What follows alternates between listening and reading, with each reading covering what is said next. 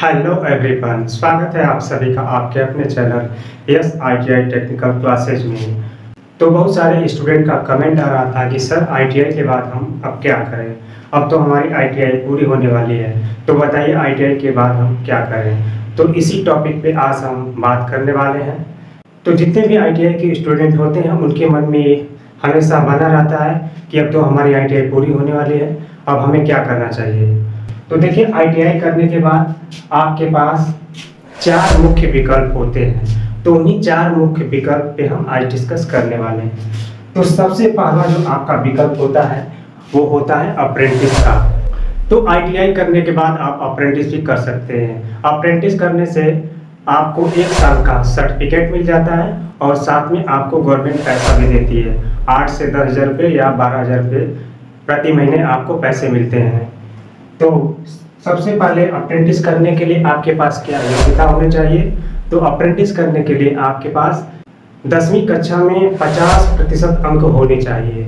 यदि आपका 10वीं कक्षा में 50% अंक है और आप ITI पूर्ण कर लिए हैं तो आप अप्रेंटिस कर सकते हैं। अप्रेंटिस करने के लिए बहुत सारे विभाग होते हैं, उनसे आप अप्रेंटिस कर सकते हैं। जैसे आप रेलवे से अप्रेंटिस कर सकते हैं। रेलवे का जब भी अप्रेंटिस का फॉर्म आता है तो उसमें लिखा होता है कि 10वीं में 50% अंक होने चाहिए। तो आप पहले रेलवे से भी आप अप्रेंटिस कर सकते हैं। दूसरा होता है विद्युत विभाग। तो जितने भी इलेक्ट्रीशियन के स्टूडेंट हैं वो विद्युत विभाग से अप्रेंटिस कर सकते हैं। अगला है HPCL के द्वारा भी अप्रेंटिस कराया जाता है। अगला है भेल के द्वारा भी अप्रेंटिस कराया जाता है। इसके बाद गेल से भी अप्रेंटिस कर सकते हैं। ये सारे डिपार्टमेंट हैं, ये गवर्नमेंट डिपार्टमेंट है। इसके बाद एयरफोर्स के द्वारा भी अप्रेंटिस कराया जाता है। साथ ही आप टाटा कंपनी से भी अप्रेंटिस कर सकते हैं। इसके बाद अडानी ग्रुप की कंपनी है, उससे भी आप अप्रेंटिस कर सकते हैं। अगला है हीरो कंपनी के द्वारा भी अप्रेंटिस कराया जाता है। महिंद्रा भी अप्रेंटिस कराती है। तो आप इन कंपनियों में या रेलवे से या बिजली विभाग से आप अप्रेंटिस कर सकते हैं। जो आपका दूसरा विकल्प है वो शिक्षा का क्षेत्र है। तो शिक्षा के क्षेत्र में आप क्या क्या कर सकते हैं। तो शिक्षा के क्षेत्र में आप डिप्लोमा यानी पॉलिटेक्निक भी कर सकते हैं और CITS भी कर सकते हैं। डिप्लोमा यदि करते हैं ITI के बाद तो आपको डिप्लोमा केवल 2 वर्ष का करना होता है। 2 वर्ष करेंगे तो आपका डिप्लोमा पूर्ण हो जाता है। जैसा कि डिप्लोमा में बहुत सारे इंजीनियरिंग के ब्रांच होते हैं, जैसे electrical engineering, mechanical engineering, civil engineering, electronics engineering, CS engineering.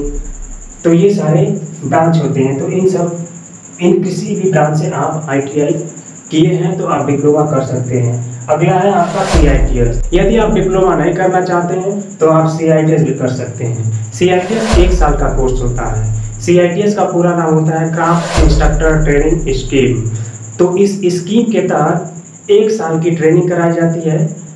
जो गवर्नमेंट ITI होता है उसमें टीचरों की बहाली होती है, तो उसके लिए 1 साल का ये कोर्स कराया जाता है जिसका नाम है CITS। तो इसके अंतर्गत आप CITS करके आप ITI में टीचर बन सकते हैं।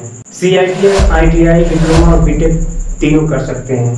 तीसरा जो आपका मुख्य विकल्प है वो है गवर्नमेंट जॉब। तो गवर्नमेंट जॉब में बहुत सारे स्टूडेंट होते हैं जिनकी जाने की इच्छा होती है, ख्वाहिश होती है। तो गवर्नमेंट जॉब भी आप कर सकते हैं, उसके लिए आप तैयारी कर सकते हैं।